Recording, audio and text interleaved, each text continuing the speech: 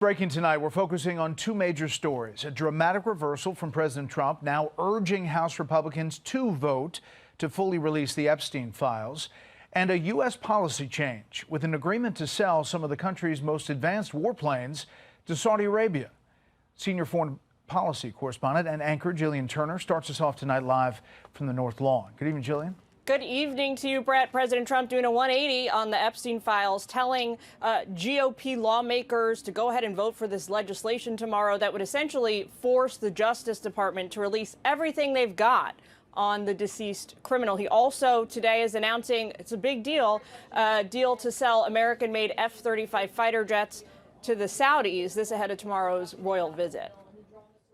I am planning on doing that, yeah. Saudi Crown Prince Mohammed bin Salman hasn't arrived yet, but he's already gotten what he came for, according to President Trump, American-made F-35s. He says it's a reward for helping the U.S. carry out Operation Midnight Hammer back in June, and for just being an all-around great friend. They've been a great ally. They've got to like us very much. Look at the Iran situation, what we did in terms of obliterating, we obliterated their nuclear capability. Yeah, I will say that we will be doing that. We'll be selling F-35s. Yeah.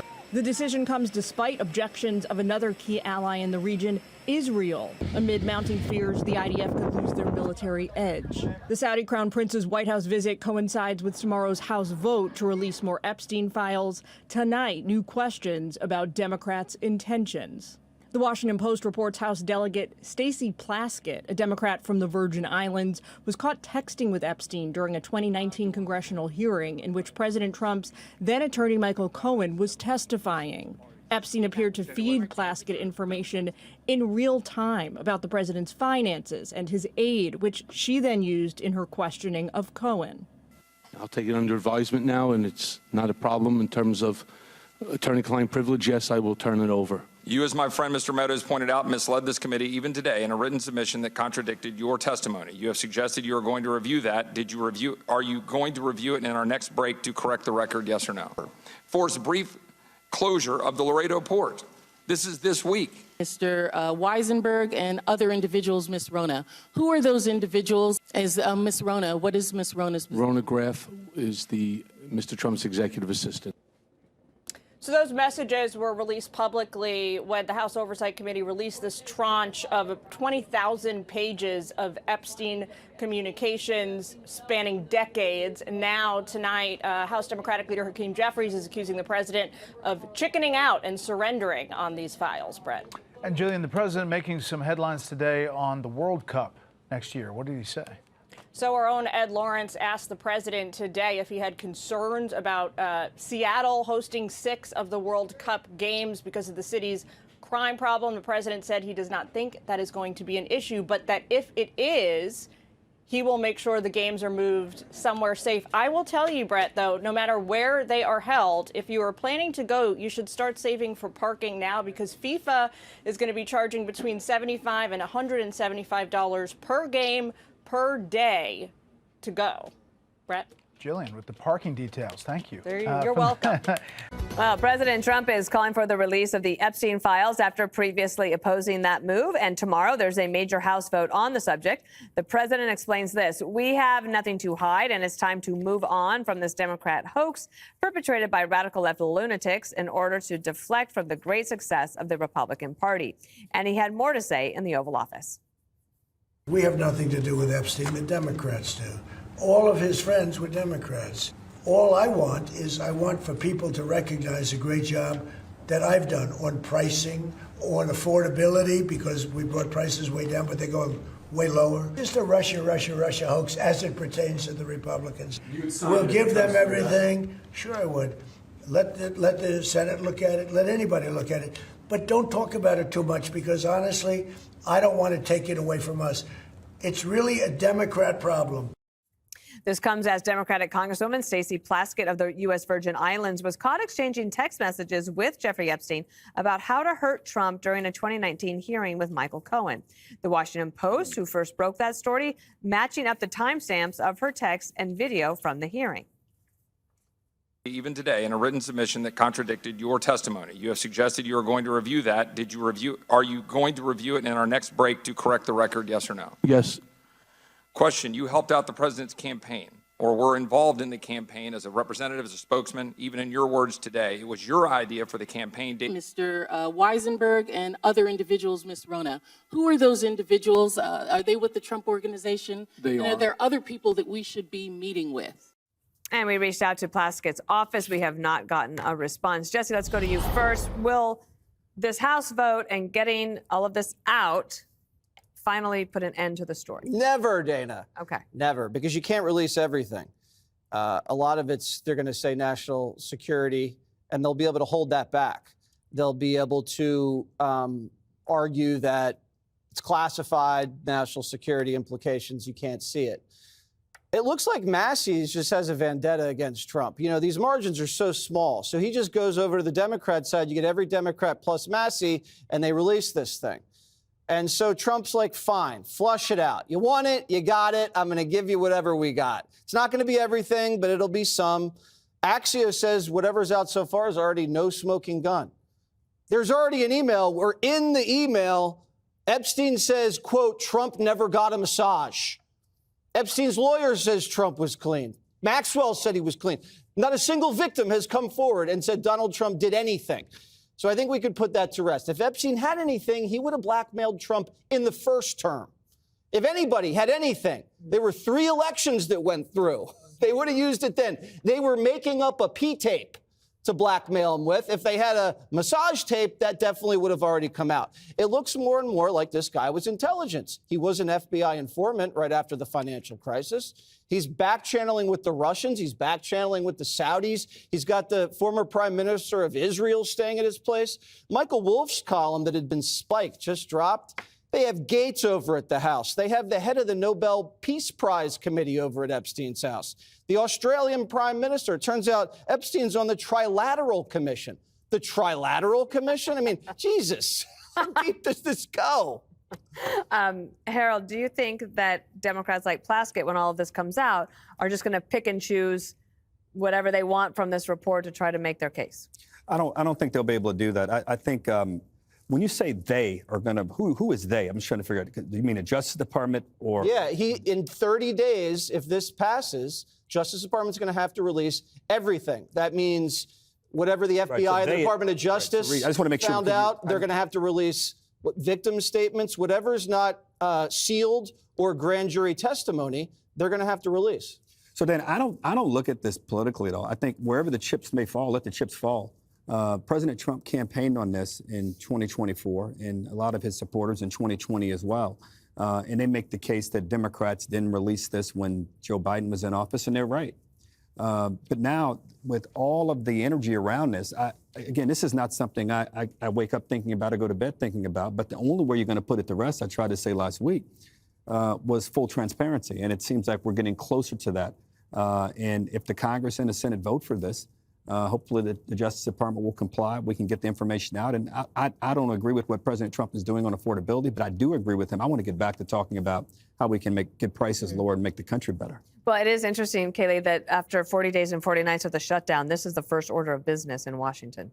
Yeah, it is really striking. And to your point about Biden, a reporter asked Chuck Schumer, why wouldn't the Epstein files have been released in the last 4 years when Biden was in office? And Schumer, maybe he misheard the question, but he said that's the question every American is asking. What the hell is he hiding? So true. So I think Schumer misheard the question, but it is a fair question. I don't think we're going to learn anything new with regard to Trump in this. The same facts that have always been out about Trump are still out. 1, he kicked Epstein out of Mar-a-Lago. Number 2, Virginia Giuffre said over and over again, I have never seen his name anywhere. He wasn't involved in wrongdoing, paraphrasing her, but she did say that when she was alive in a deposition. But I do think we're going to learn new things about Democrats, like Stacey Plaskett. She's coordinating with Jeffrey Epstein. I was reading the text message chain. Quick, I'm up next. Tell me what that acronym means. And the acronym was Rona, which was the name of Trump's assistant, but she thought it was an acronym. And then she goes on. Epstein says to her after her line of questioning, good work. So literally, here's a Democrat coordinating with Epstein. Then we learn Michael Wolff, New York Post headline, Trump-obsessed writer Michael Wolff encouraged Jeffrey Epstein to blackmail then presidential candidate Donald Trump. Emails reveal. So learn another thing about Democrats. Michael Wolff's a Democrat. Not sure if he'd say that, but he is. 26 times Clinton was on the plane. Hope to learn more about that. The DNC accepting $32,000 from Epstein. The list goes on. Democrats have a lot to answer for, and I think they open a Pandora's box, and we'll see what's in it. What will be in it, Greg? Well, you know what? Every month we get a new scandal that if it were the Republicans would have destroyed the party. A Democrat congresswoman was being prepped in real time by a convicted sexual predator in a hearing that involved her adversaries. What, R. Kelly was busy? She couldn't get him? But I mean, if you think about, I know this is such a trite thought exercise, but if this were Republican, it would be worse than Watergate, 9/11, and Iran-Contra tied together. Because when you think about it, right then and there, he's texting her and telling her what to do.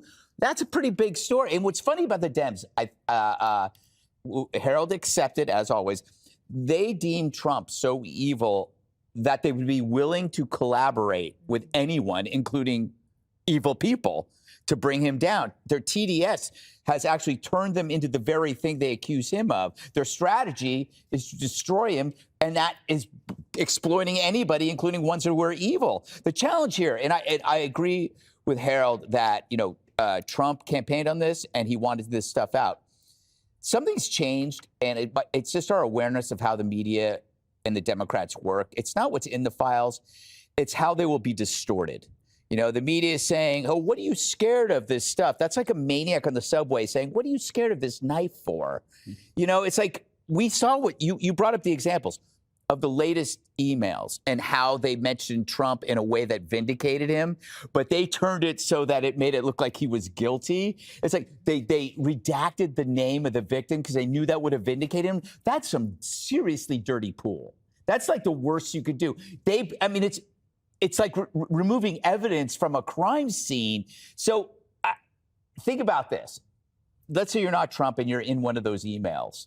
You may not have done anything wrong, but if you're not a friend to the media, they don't care. They're going to find the worst possible way to analyze that email, whether you're an accountant or a doctor or a plumber, and you happen to be in one of, hundreds of thousands of emails. I don't know how many there are. The ravenous press, they're pathetic and they're desperate for relevance, will take anybody and destroy them.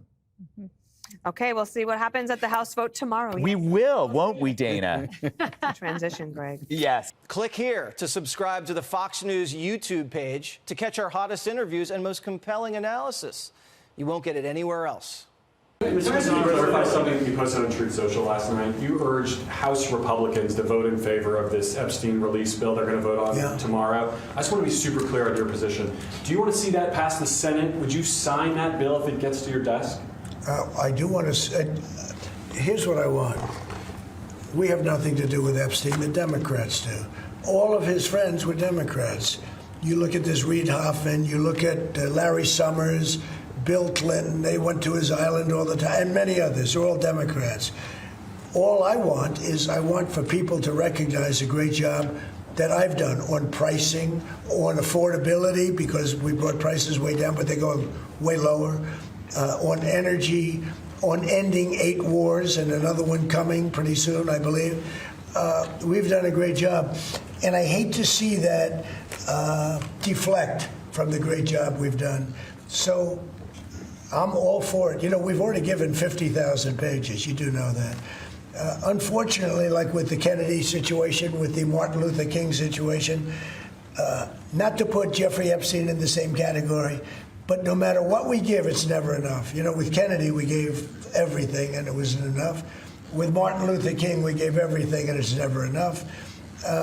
We've already given, I believe the number is 50,000 pages. 50,000 pages. And it's just a Russia hoax as it pertains to the Republicans. Now, I believe that some of the people that we mentioned are being looked at very seriously for their relationship to Jeffrey Epstein, but they were with him all the time. I wasn't at all.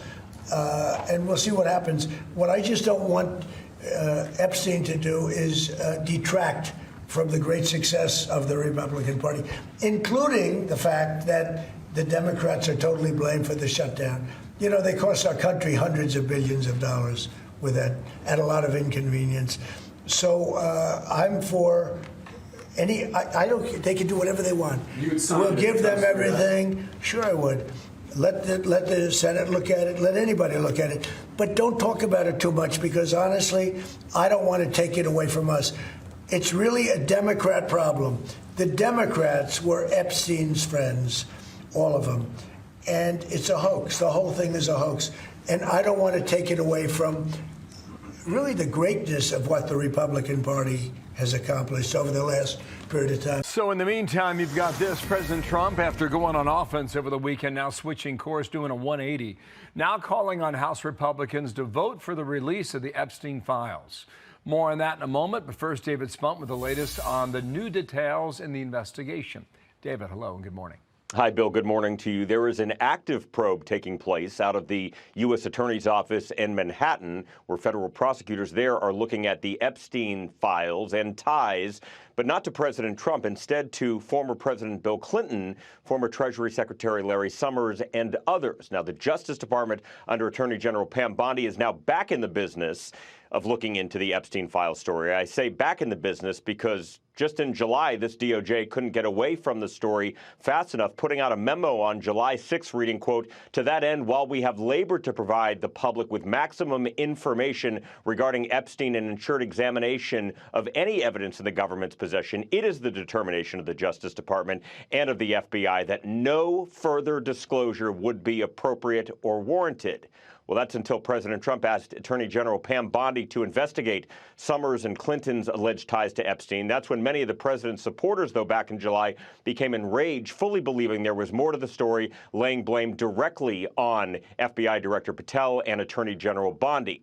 Former President Clinton's deputy chief of staff posting over the weekend, these emails prove Bill Clinton did nothing and knew nothing. The rest is noise meant to distract from election losses, backfiring shutdowns, and who knows what else. Now, critics say the DOJ, the same DOJ that accused the Biden administration of weaponizing, is just as weaponized under President Trump, prosecuting the president's perceived enemies. Former FBI Director James Comey, New York AG Letitia James, and former National Security Advisor John Bolton, to name a few, are facing federal charges. The president has also called for an investigation into California Democratic Senator Adam Schiff, and we reported late last week that the president's housing director, Bill Pulte, referred Democrat Congressman Eric Swalwell to the Justice Department over allegations of potential mortgage fraud. Bill. Okay, a lot to keep track of, and you will. Thank you, David, for that. David Spunt, Washington. Dana? And more on this with Fox News contributor Hugh Hewitt. Let me just read to you from Trump's Truth Social post on Epstein. House Republicans should vote to release the Epstein files because we have nothing to hide, and it's time to move on from this Democrat hoax perpetrated by radical left lunatics in order to deflect from the great success of the Republican Party. I think this falls into the category of what I used to call you need to be for what's going to happen. This vote was going to happen, and it looked like he was going to lose 40 Republicans, so now he's for it. It is better, good morning, Dana. It is better to be playing offense than defense. It is better to declare, finally, I don't care, put everything out that you can put out. Now, you can't put out grand jury material. There are reasons for that. But the president is showing he's not afraid of it. And given everything that was leaked over the last 2 weeks and nothing laid a glove on him, I think he's doing the right thing by saying, be in favor of what's going to happen, as you noted, and just say, I don't care. So I think the president made a good choice here. Hugh, game this out then. If the House goes forward, at what point would the American public be able to see all these emails?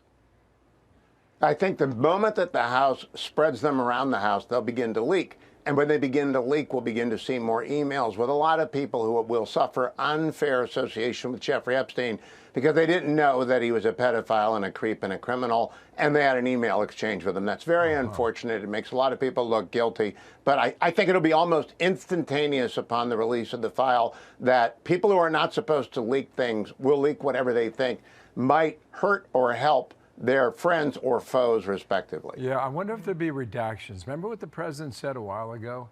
He said there are a lot of innocent people going to be caught up in this. Yeah. And just by implication, that's why grand jury. Guilty.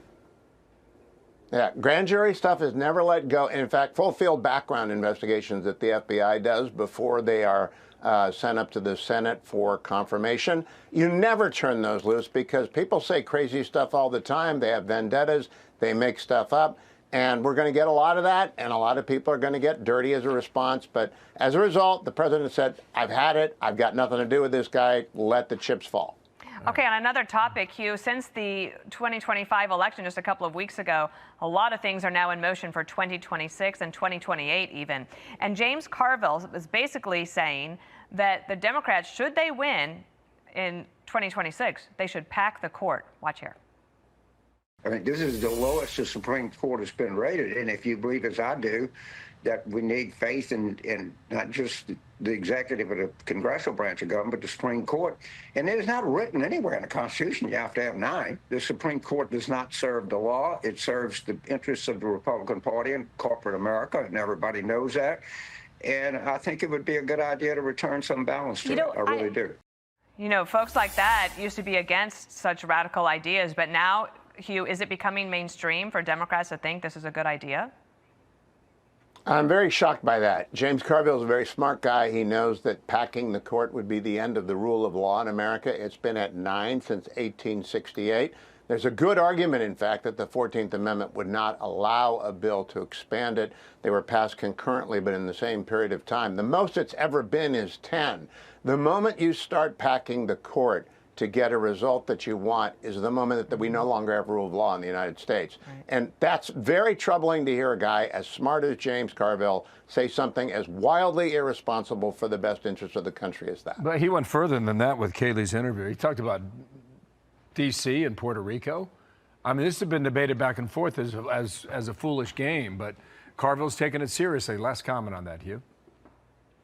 I think a lot of the Democratic Party is reacting to the rise of the DSA and the municipal Marxists in both New York City and Seattle, and they're trying to remain relevant by explaining that they're just as radical as any radical out there, but they're not. They're mainstream, old-line, center-left Democrats who ought to hang on to their party and not let it get captured by the ideological extremes. Right now, it looks to me like a replay of 1972, way back when George McGovern took over the Democratic Party and took it over the left cliff in 1972. That's what I think I'm seeing with my friends in the Democratic Party who've lost control of their party to left-wing lunatics that are very young. Hugh Hewitt, thank you. Much more to come on all of this as we cover it for everybody watching. Thanks. Trump is ordering his attorney general to investigate other people tied to Epstein, including former President Bill Clinton. Correspondent David Spunt has the story.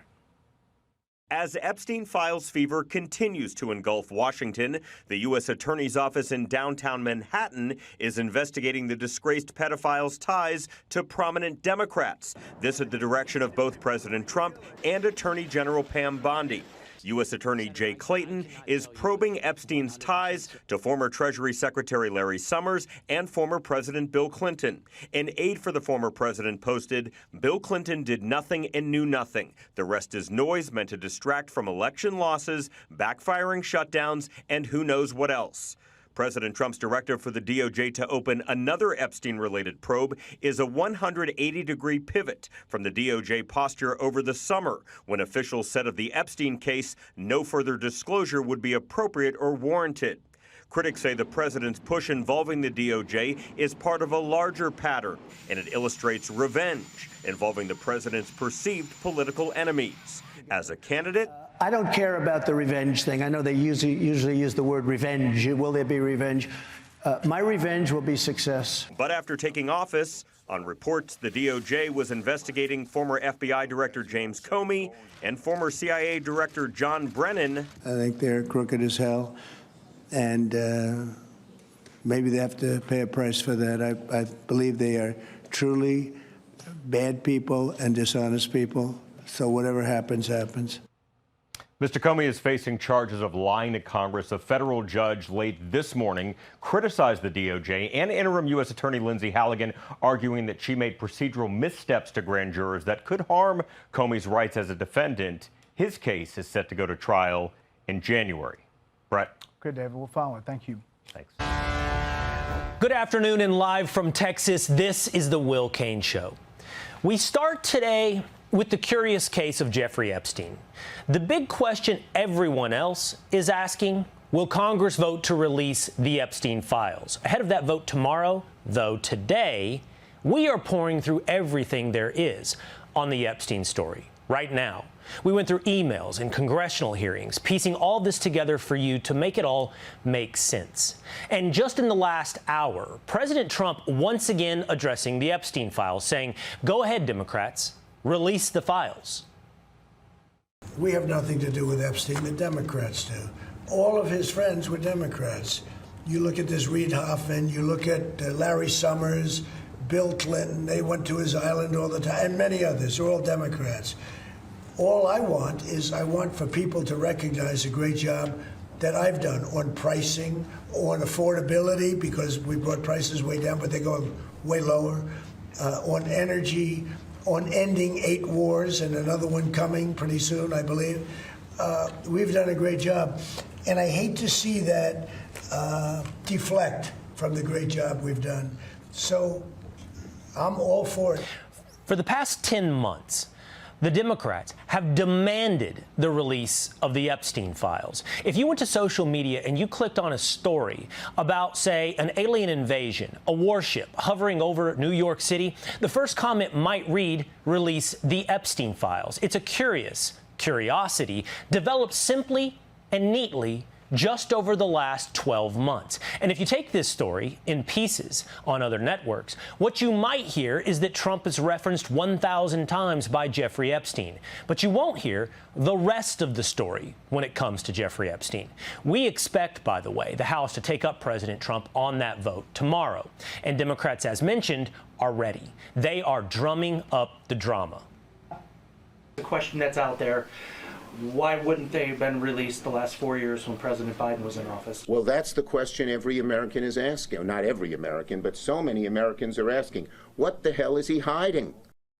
Well, that is the question that you just did not answer, Senator Schumer. Why was this obsession with Epstein seemingly dropped in your lap out of nowhere? Where was this curiosity and this obsession where you were in power and Joe Biden was in power for 4 years? You've conveniently ignored the terrible things about Jeffrey Epstein that have been out there for years. Most notably, his guilty plea for soliciting prostitution from an underage girl in 2008. It's almost comical, and not unlike this bit of comedy from writer Jim Downey. Jeffrey Epstein. I see it. No one, criticizes him, and yet. Oh, wait a minute. Much has been said about Jeffrey Epstein. Terrible things. No, Jeff. I'm talking about Jeff Epstein, the New York financier. Yes, we're talking about the same Jeff Epstein. No. Oh, it was a big story in the news. Huge. No. Yes, for you to say no one ever Jeff said. Epstein. Yes. Jeff Epstein. Yes, the financier. With the island. Yes, he had an island that I've never been to. Yes. Epstein's circle was full of powerful friends who normalized him. And as pointed out by The Guardian, long after his conviction for sexual offenses, businessmen, academics, journalists, politicians, and royals sought his ear. So while everyone else wants to know when and how the House will vote, the question I think we have today is why? Why did so many world leaders, left and right, why did so many powerful people from every industry turn for advice to Jeffrey Epstein? Whatever the answer, Democrats have quite a documented history corresponding with Epstein. Here's some examples from The Guardian. Larry Summers, Treasury Secretary under Bill Clinton and former president of Harvard, discussed his interactions with a woman, and Epstein offered coaching in his response. He wrote, "You reacted well. Annoyed shows caring. No whining showed strength." In another email, Summers opined, "I'm trying to figure out why American elite think if you murder your baby by beating an abandonment, it must be irrelevant to your admission to Harvard. But hit on a few women 10 years ago and can't work at a network or think tank." He implores Epstein, do not repeat this insight. And then there's Catherine Rumler, a former White House counsel under Barack Obama, who sent a message to Epstein calling Trump, quote, "so gross." A portion of that message was redacted, but Epstein replied, "worse in real life," end up close. Epstein was obsessed with Trump. The reason he's mentioned so many times in the emails is Epstein was focused on Trump, and he connected with people all over the landscape about Trump. There were also powerful conservatives in his orbit. Quote, in several messages in 2018, he advised longtime Trump ally Steve Bannon on his political tour of Europe. Epstein continued in a follow-up email, there are many leaders of countries we can organize for you to have one-on-ones with. Bannon replied, agree 100%. How do I do that? And as recent as 2019, Epstein was, and this is incredible, feeding questions to Virgin Island delegate Stacey Plaskett.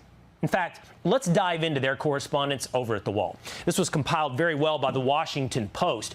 On a morning of a hearing where the House was questioning Michael Cohen, Plaskett was communicating with Jeffrey Epstein. To be clear, this is years and years after he was convicted in 2008 of soliciting a minor. Plaskett was texting with Epstein that morning, the morning of the hearing that was aired on C-SPAN. She texted with Epstein, he'll talk about his grades. Epstein responded, what privilege stands behind the non-release of college transcripts? He then says, great outfit. You look great. All caps. Plaskett replied, thanks. It goes on. At 10:41 a.m., Epstein, ever the weirdo, texts her, are you chewing? Plaskett responds, not anymore. Chewing interiors of my mouth, bad habit from middle school. Then Epstein asks when Plaskett's turn for questioning Cohen will come up. And she replies, hours, go to other meetings. But then we get to the meeting. Then we get to her turn. Then we get to the questioning of Cohen. And Epstein tells her, Cohen brought up Rona, keeper of secrets. Plaskett doesn't know who Rona is. You don't know who Rona is. And Rona's in all caps. So Plaskett responds at 2:25 p.m., Rona? Then she says, quick, I'm up next. Is that an acronym? Then finally Epstein responds, that's his assistant. Now listen, this is all of how it played out on text exchange. Now I want to show you the video from a C-SPAN airing. These are time-stamped. So is the C-SPAN time-stamping of that congressional hearing. And you'll see Plaskett look down at her phone as these texts come in and change her questioning, including not knowing the last name of Rona, who she ends up asking about to Cohen. Mr. Weisenberg and other individuals, Ms. Rona. Who are those individuals? As Ms. Rona, what is Ms. Rona's position? Rona Graff is Mr. Trump's executive assistant. And would she be able to corroborate many of the statements that you've made here? Yes, her office is directly next to his, and she's involved in a lot. Time-stamped right there. In that moment, another text from Epstein. What does he tell Plaskett? Good job. Most recently, staff at the Texas federal prison camp housing Epstein associate Ghislaine Maxwell, well, they've been fired for leaking emails between Maxwell and one of her lawyers. Who did they leak them to? Maryland Democrat Jamie Raskin, in which she described the cushy conditions there. This is from the New York Post. The emails from Maxwell, 63, were published by NBC News November 8th. The following Monday, Raskin fired off a letter to President Trump claiming that a whistleblower had told Maxwell that he was preparing a commutation application for your administration to review, undoubtedly coming to you for direct consideration. You see, the great irony here is that as Democrats try to draw a connection between Epstein and Donald Trump, they keep linking themselves to Epstein instead. And while another reality reveals itself, Epstein had quite the resentment, of course, toward President Trump. The dog that hasn't barked is Trump. What do you think he's referring to? Well, I think Jeffrey Epstein is referring to the fact that he believes that Donald Trump talked to Michael Ryder, who was the Palm Beach police chief in 2004, and began the first investigation into Jeffrey Epstein. I suspect that Jeffrey Epstein, in his conversation or email with Maxwell, was saying he was 75% there, believing that Trump might have been the whistleblower at the time. Trump might have been the whistleblower, leading to this obsession Epstein had with Trump. My next guest says with all the questions surrounding Epstein, one thing is clear, he resented Trump. Fox News contributor Byron York. Byron, great to have you on the program. I read your column as well. The narrative, the innuendo-driven narrative that many are running with is, look how many times President Trump is mentioned in the Epstein emails. Right. You remember when Elon Musk broke up with President Trump and they had this very public spat. Elon Musk's big accusation was Trump is in the Epstein files.